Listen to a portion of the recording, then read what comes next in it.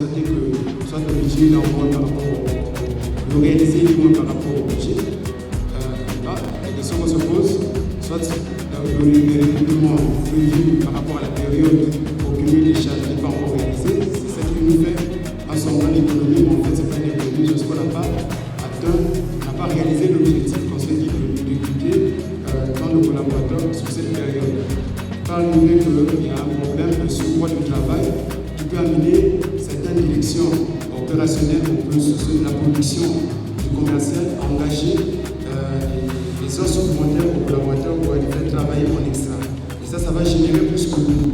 Et ça, dans l'analyse, vous allez constater que sur un département donné, soit le marketing ou logistique, les coûts galopent par rapport au target. Et là, quand vous creusez, vous ne creusez pas seul dans votre bureau. Vous allez vers les opérationnels, mais moi je constate que le nombre d'FTE, des personnes que tu devras avoir par rapport à notre existant, j'ai un dépassement de coût. Oui, j'ai engagé des heures supplémentaires pour mon personnel parce que j'avais une pression commerciale qui voulait que je livre mon compte des produits juste le week-end, alors les jours de week-end sont payés chers. Alors moi j'ai reconnu à cela pour aider à voir ce que ça, ce sont des éléments pour nous aider à pouvoir bien savoir pourquoi on est en dépassement, pourquoi on est en moins par rapport à ce qui est réalisé. Dans ces échanges que nous avons dans la présentation, au niveau de gestion de l'espace pour aider ces calculs, il est en contact avec les opérationnels pour faire parler les chiffres et écrire une histoire derrière les écarts qui se dégagent entre les angles pour réaliser le budget. Je ne sais pas si j'ai répondu à votre question. La seconde question, c'est est-ce que nous sommes en mesure d'évaluer ce qui nous coûte, par exemple, en direction des ressources humaines. Dans le fait que nous sommes quand vous engagez dans cette dynamique de mesure de la rentabilité de la performance d'entreprise, il y a des outils que nous devons mettre en place, comme la compte analytique, qui n'est pas contrainte juridique, fiscale. Ça aide, c'est un outil de gestion. Donc, vous allez développer votre organisation en direction, en département, en centre, en centre de groupe.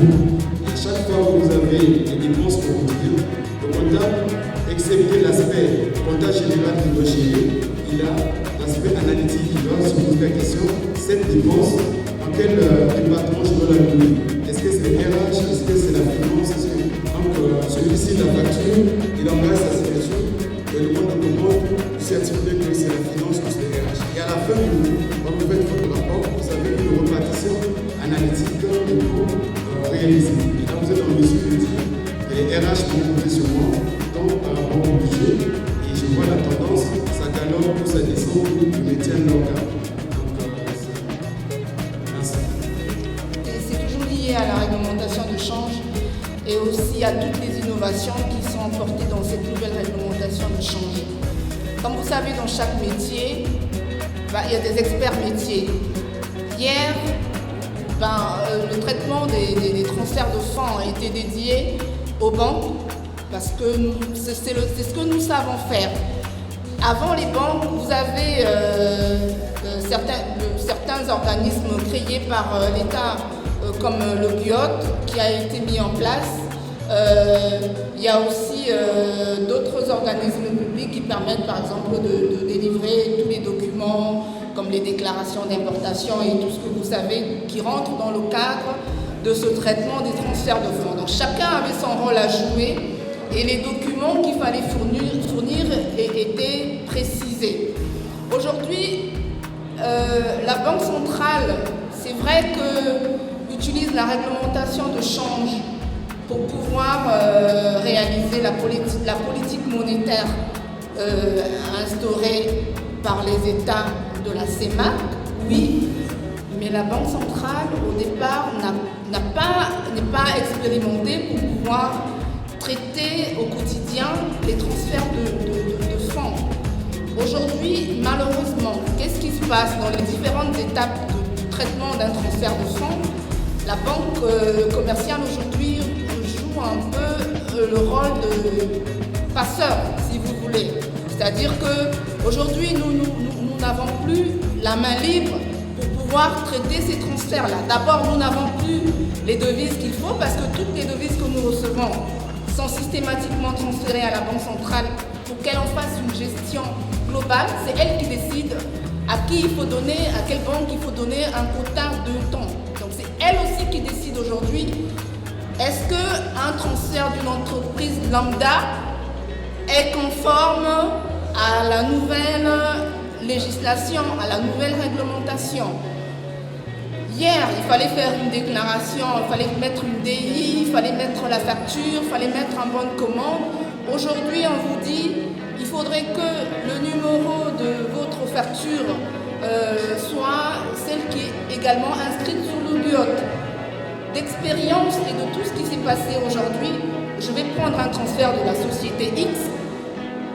Je vais regarder par rapport à ce qui se passe. Oui, la facture est là, tous les documents, je vais l'envoyer à la Banque centrale.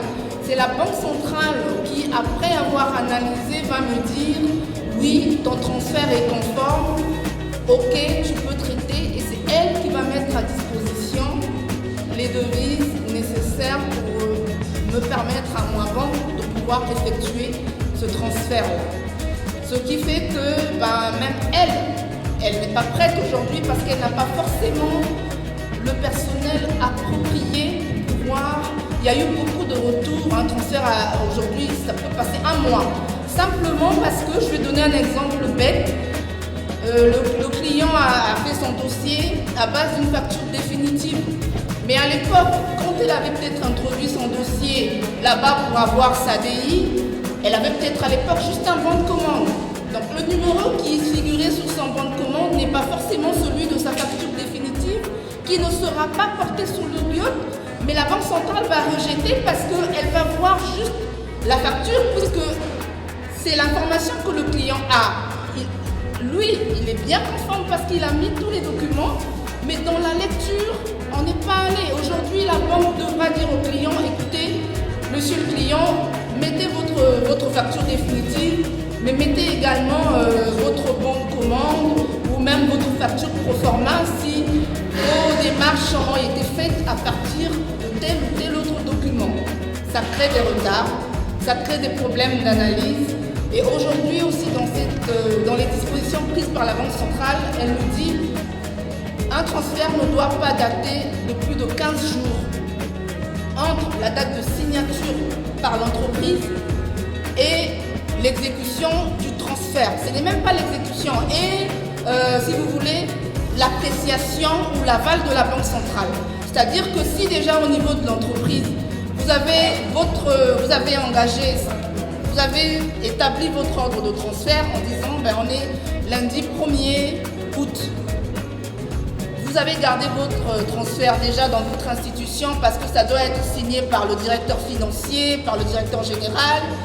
Supposons que votre ordre est fait déjà 10 jours chez vous. Entre le temps où vous allez déposer à la banque, elle ne regardera même pas la date de réception à la banque, elle va regarder juste la date d'émission, la date que porte votre ordre de transfert. Et si on atteint 15 jours, c'est un motif de rejet.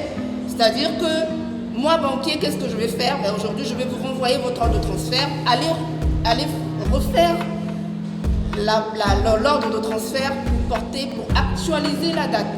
Ce qui fait qu'aujourd'hui, il faut refaire les checklists.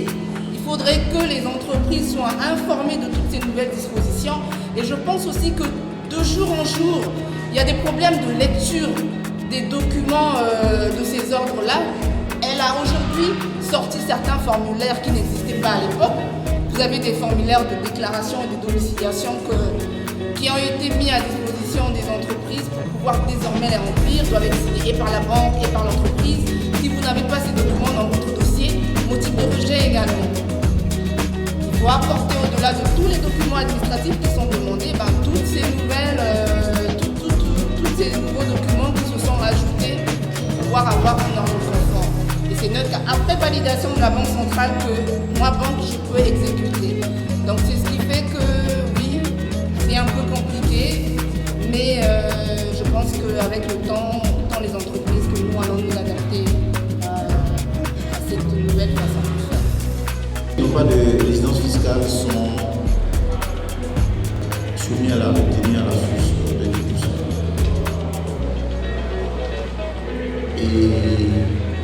pour ce qui concerne votre activité, je pense que la loi des finances 2019 y a fait un clin d'œil.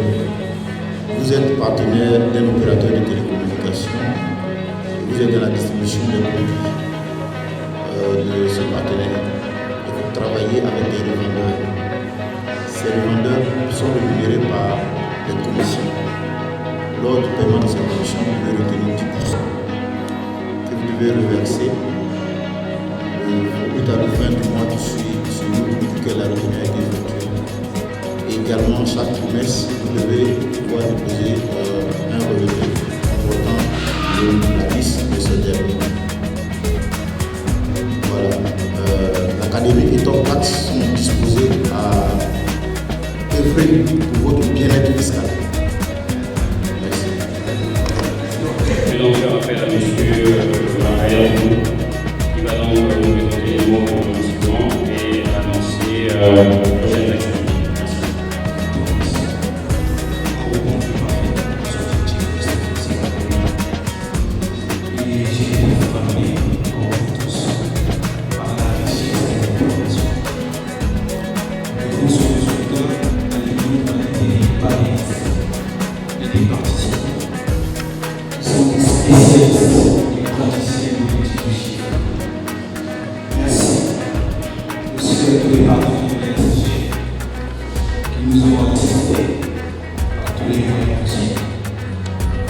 Les prochains, l'Académie organisera plusieurs activités, parmi lesquelles nous serons la conférence d'intégration matérielle, un groupe de travail de professionnels sur les problématiques prospectives d'actualité multidisciplinaire, c'est-à-dire multi-chiffres.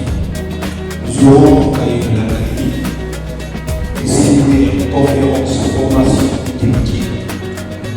Nous aurons aussi des jeux découvert sur les entretiens. Merci à tous pour votre aimable attention. Je vous souhaite une bonne soirée de journée et j'espère avoir le plaisir de vous retrouver lors de prochaines activités sous ces équipes. Je vous remercie.